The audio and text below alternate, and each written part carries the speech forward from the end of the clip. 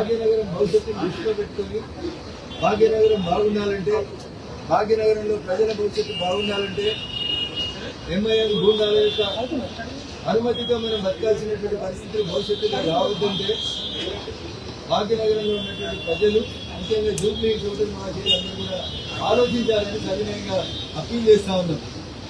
కన్నీళ్లతో ఒకరు కట్టెలు పట్టుకొని ఇంకొకరు ప్రచారం చేస్తా ఉన్నారు. కాబట్టి కన్నీరుకు కరిగిన, కట్టెలకు భయపడిన జూబ్లీ హిల్స్ భవిష్యత్తుతో పాటు ఈ భాగ్యనగరం భవిష్యత్తు మూసీ నదిలో కలవాల్సినటువంటి పరిస్థితి వస్తుంది. కాబట్టి ఆ కన్నీరు ఎప్పుడు వస్తూనే ఉంటుంది. కన్నీరు కారణం వేరున్నది, కట్టెలు పడుకొని తిరిగేట కారణాలు కూడా మీకు తెలుసు.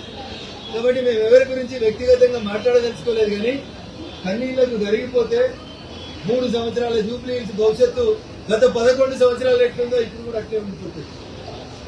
కట్టెలకు భయపడితే కప్పాలు కట్టాల్సినటువంటి పరిస్థితి వస్తుందని చాయ్ బండలు కూడా చెప్పాల్సినటువంటి దుస్థితి ఉంది ఈ భాగ్యనగరంలో. అందుకని 1200 కోట్లు పెట్టినటువంటి కమాండ్ కంట్రోల్ కి ఈ కట్టెలు పట్టుకుని దాదాగిరి చేసే వాళ్ళు కనబడతలేరు.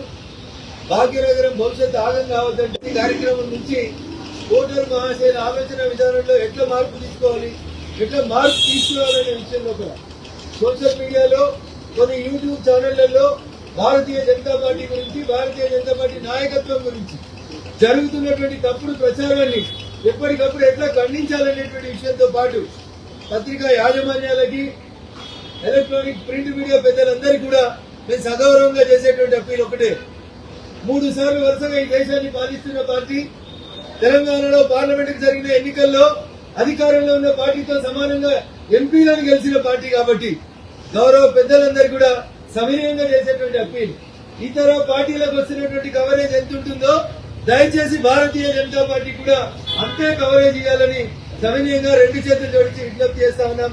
యాజమాన్యాలకి, ప్రింట్ మీడియా, ఎలక్ట్రానిక్ మీడియా యాజమాన్యాలకి, భవిష్యత్తు మాది, భవిష్యత్తులో భాగ్యనగరాన్ని పాలించేది మేము, ఈ దేశం మా చేతిలోనే సుభిక్షంగా ఉందని దేశమంతా నమ్ముతుంది. కాబట్టి తెలంగాణలో ఉన్నటువంటి మా పత్రికా యాజమాన్యాలు, ఎలక్ట్రానిక్ మీడియా యాజమాన్యాలు కూడా మా మాటను విశ్వసించాలి, మా నాయకత్వానికి అండగా ఉండాలని చెప్పి ఈ సందర్భంగా అప్పీల్ చేస్తా ఉన్నాం.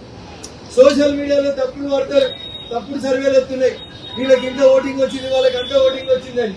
అరే క్యాండిడేట్ డిక్లేర్ అయ్యి 24 గంటలు కాలే, మరి మీరు సర్వే ఎప్పుడు రాత్రి, మీరు సర్వే ఎప్పుడు ఎత్తిరి, ఎవరు అడిగితే ఏసీ రూమ్ లో కూర్చొని సర్వే రిపోర్ట్లు రాస్తున్నారు.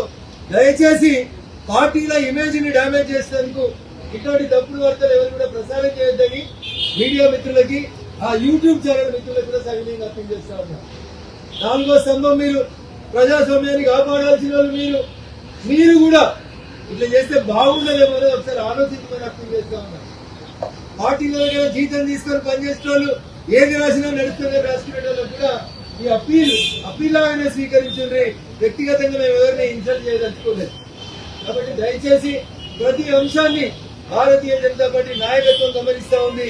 మీరు రాసే తప్పుడు వార్తలు, మీరు వేసే తప్పుడు సర్వేలు, మీరు మా పార్టీని డ్యామేజ్ చేయాలని చూసేటువంటి ప్రతి అక్షరం బరాబర్ గుర్తుంటది.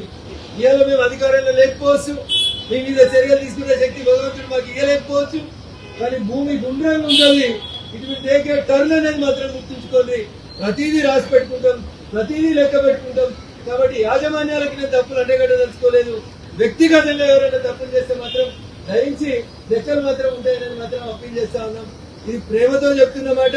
నా భాషనే గిట్టుంటది, నా గొంతే గిట్టుంటది. కాబట్టి రఘునందన్ రావు బెదిరించిందని మళ్ళీ స్క్రోలింగ్ పెట్టి నన్ను పెద్ద లీడర్లు చేయొద్దని మీకు అందరూ కూడా